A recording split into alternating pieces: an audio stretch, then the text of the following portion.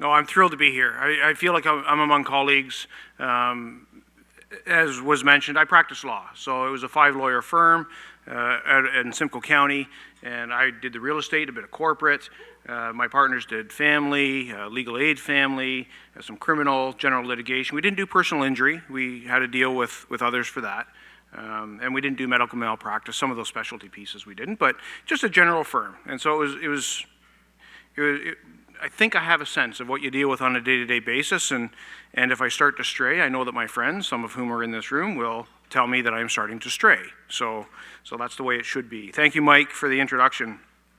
I've never actually had the privilege of coming to a FOLA conference. All these years, there was conflicts and there were reasons why I couldn't, so I'm thrilled to be here. I mean, this is a great way to enter my first conference. It's kind of a privileged perch to be here. So I really appreciate that. This isn't in my notes, but I wanted to acknowledge, so Katie Robinette sent me a note after we had done some press releases on some stuff, and the language wasn't quite right. It wasn't reflective of how I would have said it. It suggested that lawyers were the cause for the cost in the system when we're talking about small claims and that kind of stuff, of moving up the limits. And that certainly is not the intention. I just wanted to apologize for that. It's a nuance, but I'm very sensitive to that. I don't generally go around making lawyer jokes. I'm pretty proud of being a lawyer. I think we do some pretty good stuff. And so I just wanted to acknowledge that that tone won't be repeated. So thank you for your kind letter from FOLA to call me on that, as you should. So today marks 5 months since I was sworn in as Ontario's 41st Attorney General. It's been a very busy 5 months, but I think a very productive 5 months. I've used the time to talk to so many key players in the sector, and as I go around to courthouses, I always make a point of talking to the court clerks. I want to understand what's happening in staffing and how that works. What you may not know, and it isn't, I guess, on the Google bio stuff, is I started off as a court clerk. I was the one who took the papers when you were filing papers over the counter. I was a counter clerk. I did that for 2 summers in family law, and that's probably why I don't do family law. But I did that, and I got to work with some really interesting people and understand that piece of it. And then I went and did my master's degree in court systems, like public admin, but for courts, and then I became a registrar. And my registrar job was teaching new judges how to do what they're supposed to do, because they don't know the paperwork side of the courts. They're used to the other side. So I got to travel around with brand new judges and really see how human the system is. And I've got a whole bunch of stories of again, a very privileged place to be. So when I have conversations with people in my ministry and they say, well, here's how it works, here's how a jury's picked, I kind of go, well, yeah, it's 90% right, but what actually happens in the courtroom is this. And so that's where I feel I add value, is having those conversations rooted in experience. And then I went to law school. And quite frankly, I went to law school because I wanted to make change in the system. And I didn't think I could make that change without the law degree, because all the stakeholders are lawyers. I really just went for the credentials. And then I started practicing law, and I fell in love with law. So I did that for 20 years. And here I am back. I couldn't get a job in the Attorney General's office 20 years ago, but I got one now. So as I go out there and I talk to different groups, I'm talking to victims groups, police officers, staff in the clinics. I've talked to the EDs who are gone through over 1/3 of the clinics so far. I'm going to continue that. I want to see them all. Talking to different teams at LAO, doing consultations, meeting with members of the judiciary. You know, they were where you are, and they are now there. And they have perspectives to share on how the system works and doesn't work. They're not apologists for the system. They have pretty strong opinions. And quite frankly, they're in a position they can share them and not worry about it. So they do, and that's very instructive. My parliamentary assistant, Lindsay Park, I don't know if some of you have met her. She spent the summer consulting on family law reform and the rules reform and some civil law reform. She's been all over the province. She's still working on that. We have more to come. But Lindsay and I have met with the most important stakeholders in the justice system, and this is really important.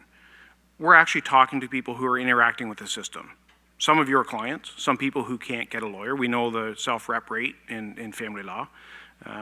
So we're trying to connect with those people as well. It's not just filtered through the practitioners of the system. It's understanding how it's affecting people in their lives. But there's really nothing more important than making sure that the confidence in the justice system is upheld. And if we don't do our job right, then we start to stray from that. So that's my focus. Now, when we talk to people, whether it be lawyers or paralegals or members of the judiciary or police, victims of crime, the public that we serve, here's the one string, and you look for these strings and these themes. Over and over again, they're telling us that the system is too complex. It's too complex, and parts of it are outdated. Just walking in, somebody gave me an idea on why don't we do it this way? We all have ideas on how the system should work better with the simplest of technology. Like, honestly, I rented a condo. I never stepped foot in it. Somebody videoed it for me, and then I docu-signed for the lease.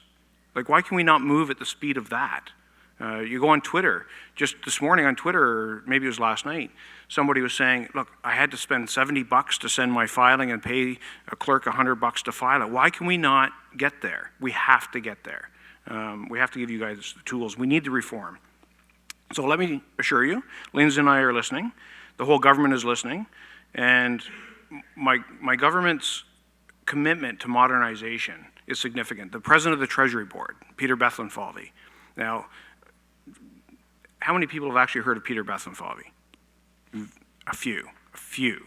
Now, this guy used to run DBRS, the bond rating agencies for governments. He understands how governments work. And if there's one thing he wants to do, it's modernize government. And it's very encouraging for somebody like me who's trying to modernize a department. So there's a synergy within our government for that. We know it's too complex. We know it's antiquated. We know change is needed. We want to be smart, and we want sensible change. This was started by Carolyn Mulroney, my predecessor. She began working towards that goal as soon as she came into office, and I believe she met a year ago in Waterloo with FOLA, and we've talked about some of that. And at the time, she made it clear. She tells me she made it clear. You'll tell me if she made it clear. The government's committed to making changes to the justice system that better respect people's time and money. And that was sort of her touchstone of moving forward. We've acted on that. Like I say, we've increased the small claims limit. We've simplified procedure has moved, and we did that in consult with the Civil Rules Committee. And we know that businesses need faster and more efficient access to resolve their outstanding issues and disputes. We've modernized construction disputes. So for those of you who may practice in that area, construction liens, it's a fairly significant change. It's a real first in Ontario, that's for sure. But thanks to Justice Archibald and Edwards and all the Rules Committee, we've not only expanded the simplified procedures, but we've further simplified the process, the statutory and rule changes that include the elimination of civil juries in these areas. There were changes designed to remove unnecessary delay and cost for the litigants, and they came about partly because we heard from people that they wanted that kind of change. So we acted on it. Now, change takes time. We all know that. But in the coming weeks and months, with the insights of Lindsay and the things that I've learned, they're going to form the basis of some significant change, legislative and regulatory. The changes that I am proposing to bring forward, they're based on my experience in private practice. They're based on experience that others have had and that they've shared with me, based on FOLA's input and OBA's input and the Law Society's input. They're based on conversations we have with lawyers just like you guys ever since I became the AG and some time before, because I was part of the auto file before, so that's where some of the simplified procedure change came from. But any change I put forward is going to be guided by two principles. First, as AG, I need to ensure the public maintains faith in our judicial system. That's critical. Without that faith in our judicial system, it's very hard to move things forward. But second, we need to make it possible for the people of Ontario to avoid legal disputes altogether, if possible, and where they can't, ensure they're able to fairly resolve their disputes faster, more affordably, and with fewer barriers. There's lots of opportunities for smart reforms based on these two guiding principles, but we're getting started with a few. For example, the Law Commission of Ontario made recommendations to improve class proceedings and create a simplified procedure for small estates. What we're talking about in that, you'll hear more in the coming days, but somebody who has a $50,000 estate goes through the exact same process somebody who has a $10 million estate. And I think there's a better way to do this. And other jurisdictions have surpassed Ontario in their modernization of judicial review statutes and laws regarding forfeiture of proceeds of unlawful activity. We used to be a leader, and we've slipped.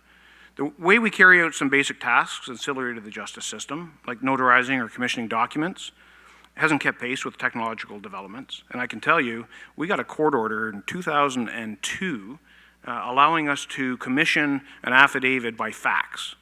The judge let us do that. We couldn't see the person, but it was somebody overseas, and they let us do it. Well, now, I can go on my phone right now and Skype with somebody, or FaceTime, or whatever medium I use. So there's some opportunities in this for us. And it's not all novel new ground. We're adopting some best practices from around North America and around the world. Suffice to say, there's lots to do to make it easier for Ontarians to resolve their disputes faster and more affordably. Maintaining faith in the system is an equally pressing challenge. One item I believe needs to be addressed is the way Ontario appoints our judicial officers, our judges and justices of the peace. I've worked in the courts, I've studied judicial administration and how systems work. I've practiced for 20 years, I spent time on the board, I spent time on helping with the Law Society and the library system. I feel I'm fairly in touch with it, but when I was appointed Attorney General, I had a suspicion that these processes for appointments were flawed. There was something about that, just from talking to colleagues, people who had been through it and people who were trying to be through it. In this room, there's many senior and seasoned lawyers from all parts of the province. For any of you that have applied to be a judge, our judicial appointments process leaves a little bit to be desired. And I believe we must do at least 3 things moving forward. We must use technology to make the system more efficient and affordable. We must fill vacancies faster, and we must identify more qualified candidates. So let me take that apart a little bit.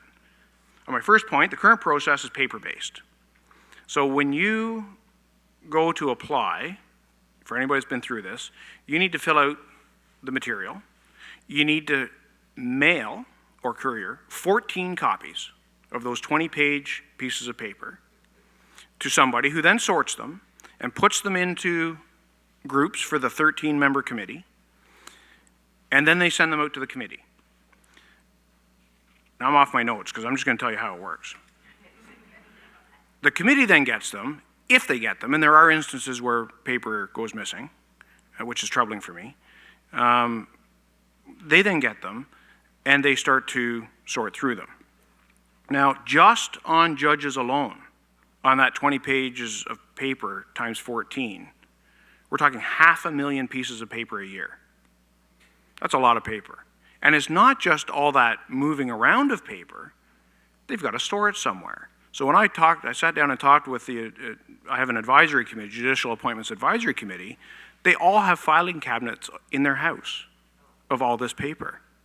So we need to get back and actually use technology properly. If anybody's following my social media, as appointments are coming up for things like any of the tribunals, I oversee 48 tribunals, as they come up, I post them and put them out on social media. You apply through an online system. It's not rocket science. So I want to move in that direction for that piece. And then what happens? Candidates that are not selected for an interview, or who are selected for an interview but aren't determined, in the opinion of the advisory committee, to be one of the top 2 candidates, don't know, either way, whether they've been recommended or not. There's no feedback loop. There's no ability to say, we've gone through it and we've put you in this bucket or that bucket. And, in terms of how you run a business or how you run a practice, you need to know. Because one friend of mine who became a Superior Court judge, 5 years he waited, and then out of the blue it came. That's very difficult when you're running a small practice in particular, but even large practices where you have specialty areas. It's very difficult. So I believe the senior members of the bar that apply for judicial office deserve to know if their application is proceeding or not, to some level. And so we'll have to work out the details, and it'll be a part of a conversation we'll have as a collective group of lawyers in the Law Society and the judges and others in the committee, but that's something that I would like to see. Now, on my second point, it's simply too slow. By the time they identify that there's going to be a vacancy, and then it gets posted, and then people apply, and then it gets sorted, and then the committee interviews or does an interview, and then sends me something, it's a year. That's a long time to have a judicial vacancy. Now, it's, again, when you're in Toronto and you have critical mass, it's easier to manage the resources. When you're in Kenora or you're in a smaller area, it's a little more difficult to manage those resources. I think we need to move faster. And this is because the committee seeks candidates for each vacancy and doesn't advertise for candidates until a vacancy is identified. It's just the way the system is built. It's been like this since the mid-'80s. There's no, it's very transparent how it's been set up. But it's just, we're moving faster now. We need to move faster. And if nothing other than to adopt the federal judicial process, which maintains the constantly refreshed list of senior lawyers deemed qualified for appointment to the court, then Cabinet would be in a position to actually make some decisions a little faster. In the aftermath of Jordan, we can't afford to waste time when it comes to appointing qualified judges. And although hundreds of senior members of the bar are putting their names forward into the process every year, the advisory committee is presently only providing me with the candidates it deems to be the top 2 in any judicial vacancy. I don't get to see who applied. I don't get to see who's not recommended but qualified. All I see is 2 names. Now, I've talked to them. I may start to see more. I may start to see 5, or I may start to see more. But I really think that this should be about you're qualified or not qualified. They're an advisory committee to advise me. And then I have work to do in terms of going through that. So, quite frankly, I believe the advisory committee's role in the interview process can be subjective, and the qualified candidates, including perhaps some people in this room, aren't getting called for interviews, let alone recommended for consideration, because they're not getting past that hump. And anecdotally, again, it's very hard to measure because it's a bit anecdotal. I know people they stopped applying because the system just wasn't responsive, and my suspicion is we're losing some good people, some people that would otherwise be qualified for it. So switching to a pool system where they review and they interview and they say qualified or not qualified within a pool, we can move faster. I think there's more transparency in it, if we went to a total federal model, they don't do interviews. So I'm not suggesting that we go quite that far. I think the interview has a value to it in terms of understanding more than what's just written on a piece of paper. We absolutely cannot have a system that enables the appointment of unqualified candidates. But it's also wrong to have a system that excludes the qualified candidates from consideration. And we need more qualified candidates just to keep the system moving. The numbers from our recent Justice of the Peace recruitment process starkly demonstrate the problem. And I have not said this publicly before, but these are public numbers, and I believe in transparency. There were 31 positions to fill. There were 888 people that applied. And you don't have to be a lawyer. I think everybody knows that. There is a regulation that's been written, or something's been written, and it's hanging there, but that's not the topic for today. 888 people applied for 31 spots. Now, some people applied in more than one spot, so in fact, there were 2,888 applications, but really only 888 people. The advisory committee spent close to $500,000 reviewing those applications over the course of a year. They interviewed over 200 candidates, and in the end, when you take out duplications, they recommended 20 people for 31 spots. So, what do? Right? So what happens in that process is they say highly qualified, recommended, or they say interviewed, not qualified, or you fall into the third bucket, which is not interviewed, not qualified. And in terms of numbers, I'll give one jurisdiction that had multiple spots open. One name was recommended, 15 people were interviewed, and 240 people were not.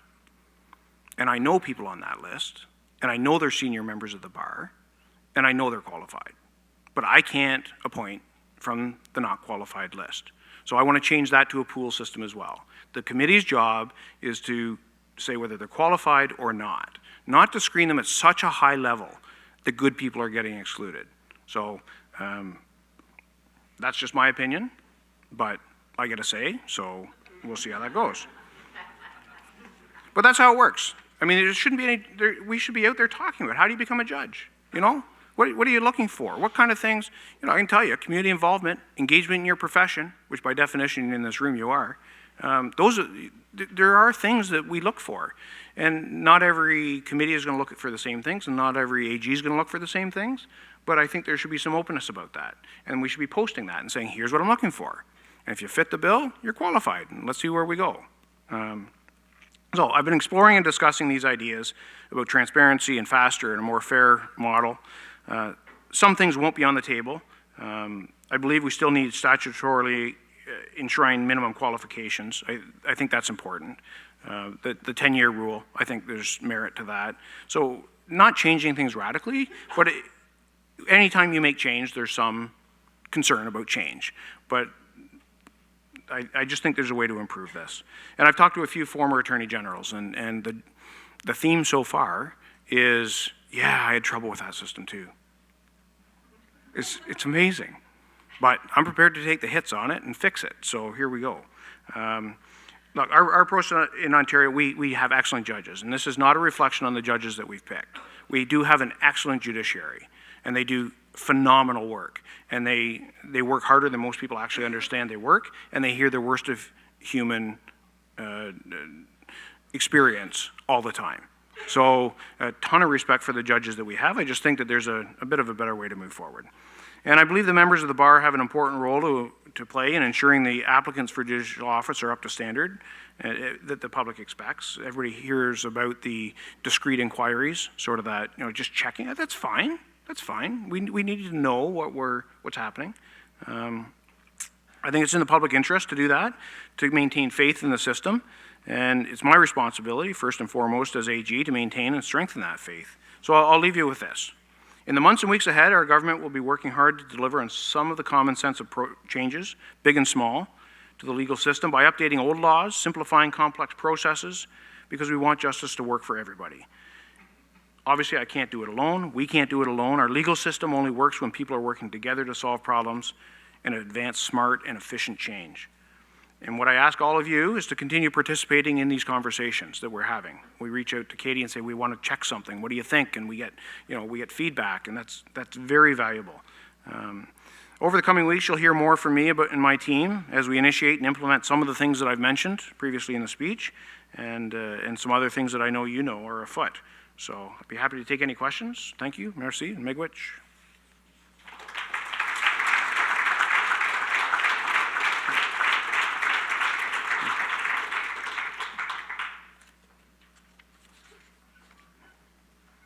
Hi. Is it on? Catherine Whitehead, President, Simcoe County Law Association. Yeah. Update on the Planning Act, please. Update the Planning Act. Oh my goodness. This is the sexiest thing our government's doing. It's great. Well, I hope they're doing. So for those, I think you got the update earlier, I was told. So my private members bill went forward. Now I can't do private members bills. So either I have somebody pick it up or I try and get it attached to another bill. So what I've done is I pushed to say, we doing this or not? A tremendous response, quite frankly, from the profession. Like, tremendous. And it went out through your networks. Thank you. Like, 350 plus emails to MPP. Every single MPP in the House got at least one email. Some got many. I got endorsements from almost 20 organizations, farmers, insurance, just tons of good, positive feedback. So, it's very technical. The drafters said it's the most complex, complicated private members bill they've ever seen, which means we're probably right, because they wouldn't go near it before. There are 23 changes. Municipal Affairs has gone through and written me a preliminary report on what they see as the good, bad, and the maybe. I'm at a point where they liked, just in rough terms, almost half of it, no issue. And then half and half. We really don't think this aligns with planning principles, and we don't, well, is my words, we don't fully understand what you meant. So we'll have to go have a conversation. So I will do that. I'll sit down with them, and I have to thank Ray Leclerc, who's Ray's in the room in the corner. He's been very helpful in having a conversation with the bureaucracy on that. And Sid Troyster, of course, has been just unbelievably helpful on this. So we'll re-engage and have that conversation. So it's still alive. I don't have a timeline for you, but I did suggest to the minister's chief policy guy that I'm here for at least 2.5 more years, and it's not going away. So that's the update. Thank you. Good afternoon again. Terry Brandon, FOLA Legal Aid Chair. I gave a report earlier, but it was cut a little bit short, just time constraints. Sure. I had a meeting with Katie Robinette and myself with Kathleen Murphy, Director of Communication and Stakeholder Relations at Legal Aid Ontario. And that meeting last week came to a very interesting discussion about these assignment courts, the adjournment remand courts at the Ontario Court of Justice level, where lawyers and Crown attorneys need to attend to remand cases simply to get legal aid in place or disclosure or the like. And the question mark realistically is, and I hope that you'll hear this and think about it, and perhaps you already have, with all due respect, why are lawyers there and Crown attorneys there the time of a justice of the peace, the court clerk, the court reporter, the police, the security officers, and courtroom space? When we have access to justice issues, we cannot get bail hearings before justices of the peace because the remand courts, the dockets are so large and running so long. On the modernization aspect to justice, why not look at a way to deal with the remand level on consent by emails and a trial coordinator, and no need for any courtroom time or space occupied, no duty counsel. And the defense lawyer simply sends in the request as counsel record, Crown attorney check marks okay, the trial coordinator sends an email giving both of us our new date, it's all in writing, nothing's lost in terms of jurisdiction. It may need some legislative changes, of course, but this is a way to modernize and save a significant amount of money. And it doesn't need a computer program. It doesn't need, when I spoke last night with Chief Justice Strathy, he pointed out to me it would cost over $1 million for a computer program. The conversation was cut short, but it doesn't need any computer program. It's emails. And then it's just diarized by the trial coordinator who's already maintaining a docket and a calendar. She can move things administratively right now. This is an administrative movement. Cancel the courtroom. This government would save a lot of money just by implementing this program. Yep. So thank you for that. I'll address it 2 ways. One, I used to go to criminal court for my partner, and the judge knew if I was showing up, we were adjourning something. Or getting disclosure, or something fairly simple, because a body had to be there. So I'm looking at ways to take costs out of the system that don't affect the actual fairness of justice. There are many examples of how we can do that. I'm not sure that it actually requires a statutory change to make some of those changes, but a second piece, another MPP, I can tell you, our caucus, our government has so many impressive people that you have not heard of, like Peter Bethenfalvey, Khalid Rashid. I don't know if any of you have heard of Khalid Rashid. Khalid Rashid is so impressive. He is an MPP in Mississauga. He was one of the top BlackBerry guys in Canada. He used to fly around Canada fixing stuff because he's a tech guy. And so I'm in the process of talking to Khalid about, can you come in and help me actually understand? It's one thing for me to say, yeah, we should do this. I want somebody who will get in there and say, yeah, you just need to do this or do that or tweak something or onboard some simple piece. So I'm trying to find resources that are appropriate. There's a way better way we can do all sorts of this stuff. That being said, with legal aid, one thing that surprised me about government that I never fully appreciated before, 90% of the money that the government spends is actually transferred to somebody else to spend. You think about colleges, universities, schools, hospitals, legal aid, and others. And so I've learned is and I've been involved in politics a long time, but that's the art of politics, is making sure that when it transfers, it lands the way you intend it to. So we're talking to legal aid about efficiencies and ways that they can change process without taking out any value. So, but any ideas like that, honestly, email me, send it to me through social media, just anything like that. We're looking for this stuff. Yeah. Thank you for taking the time to speak today. 2 quick questions for you. Sorry. I've been getting a text from the staff. Okay, sorry. Very quick. Okay, first question. In relation to the BC, I think it's sub 5,000 tribunals, has there been any discussion about sort of porting their electronic system over here? And have they been expressed any willingness to do that if there has been discussions? In relation to simplified procedure, I love the changes that are being made, but was there any discussion of adding written interrogatories, because some feel that's more efficient and more cost-sensitive way of getting the job done when you need them? So I'll answer it backwards. Not that I was part of. Happy to send me something so that I understand it. On the tribunals piece, I don't want to disclose anything that I can't, except to say this. I was very upset when the Liberals brought in e-health and tried to reinvent the internet. That doesn't make any sense to me. So we're looking at existing products, not just in BC and other spaces, rather than reinvent and try and build something. The BC one, I have not seen it in action, but I've been told a lot of good things about it. So thank you very much. Appreciate your time.